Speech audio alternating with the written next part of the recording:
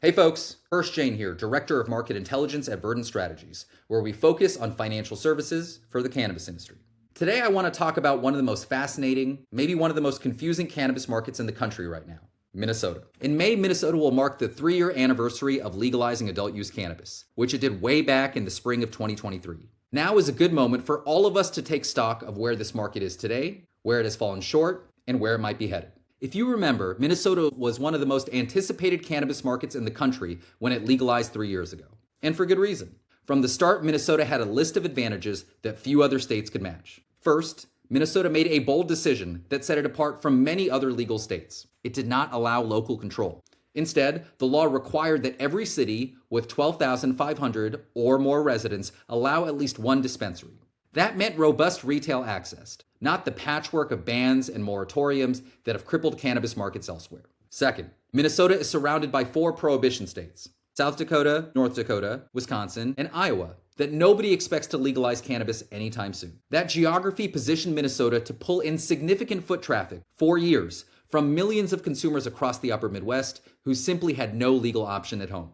And third, Minnesota consumers were already primed for legal cannabis. Thanks to the extraordinary proliferation of hemp-derived THC beverages across grocery stores, liquor stores, bars, and restaurants in Minnesota in the years before legalization, a huge share of Minnesotans had already encountered legal, regulated THC products long before adult use sales began. Put those ingredients together and you had every reason to believe Minnesota would come out of the gate as one of the most dynamic cannabis markets in America. So, 3 years in, how is Minnesota measuring up?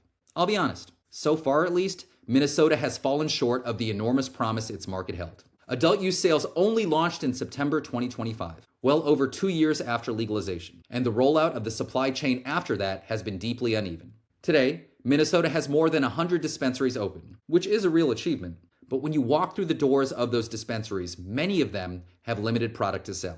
Why? Because cultivation supply has not kept pace with retail expansion, leaving many dispensaries with half-empty shelves and limited foot traffic, and revenue that pales in comparison to their still high operating costs. The state estimates that Minnesota needs 1.5 million square feet of cultivation to satisfy legal demand. But right now, there's only about 400,000 square feet licensed, with much less actually online. The lack of supply has also pushed prices up, leaving legal cannabis unaffordable for many Minnesotans and sustaining a persistent illicit market that should have been shrinking by now. And the supply problem is compounded by bottlenecks elsewhere in the regulated ecosystem. Minnesota currently has just 3 licensed testing labs serving the entire state, along with a similarly constrained pool of licensed transporters moving product between cultivators, manufacturers, and retailers. Every ounce of legal cannabis in Minnesota has to pass through both of those choke points before it can reach a dispensary shelf.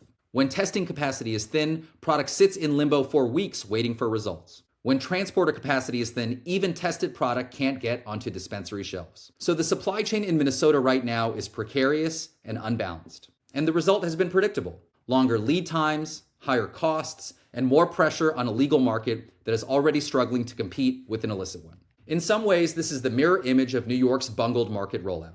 New York licensed lots of small farmers, but left them with nowhere near enough stores to sell into. And many of those farmers were economically devastated. Minnesota has the opposite problem. Plenty of stores open, not nearly enough supply.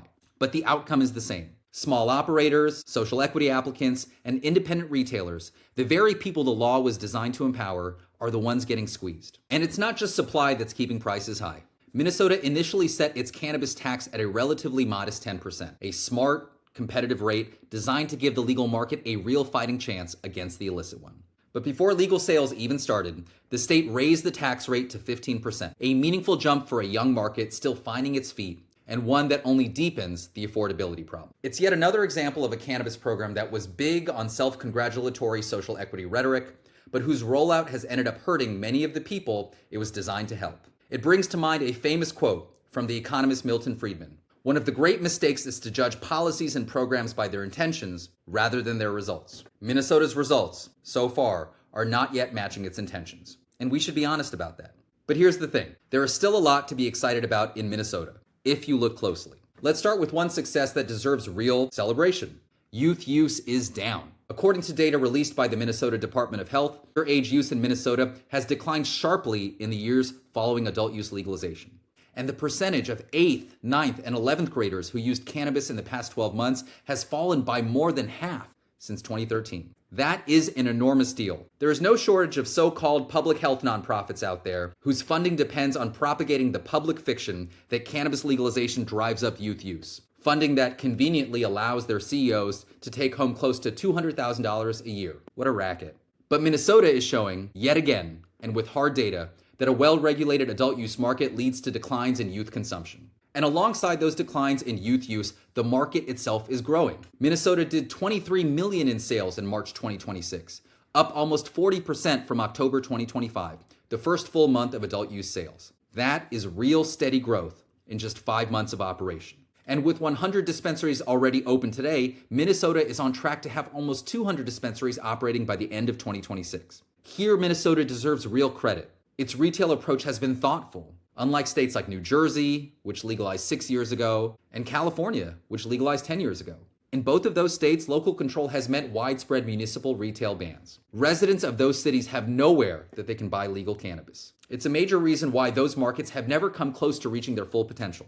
But Minnesota chose a different path, one that ensures robust retail access, and consumers across the state will be better off for it. Minnesota is also doing something genuinely historic with respect to tribal communities. The state has established a framework in which tribal nations play a meaningful central role in the cannabis industry, not a peripheral one. That is a model we have not really seen anywhere else in the country.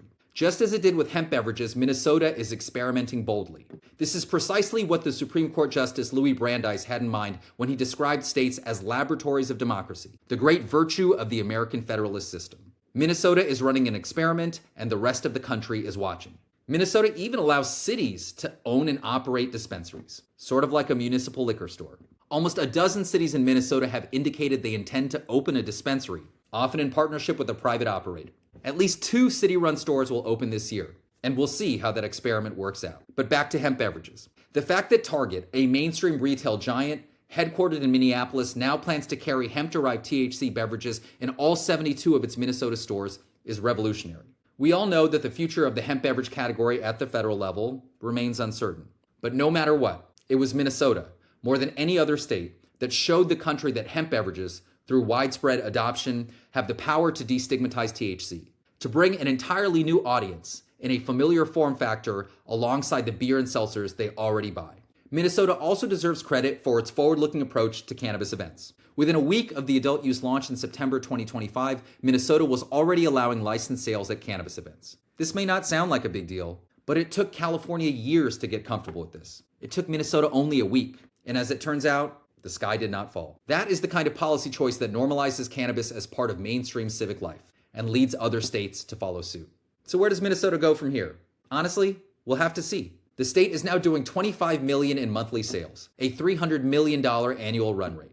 That sounds meaningful, but this is a market that analysts estimated had the potential to generate $1.5 billion in annual sales. So Minnesota is still operating today at a fraction of its true economic potential.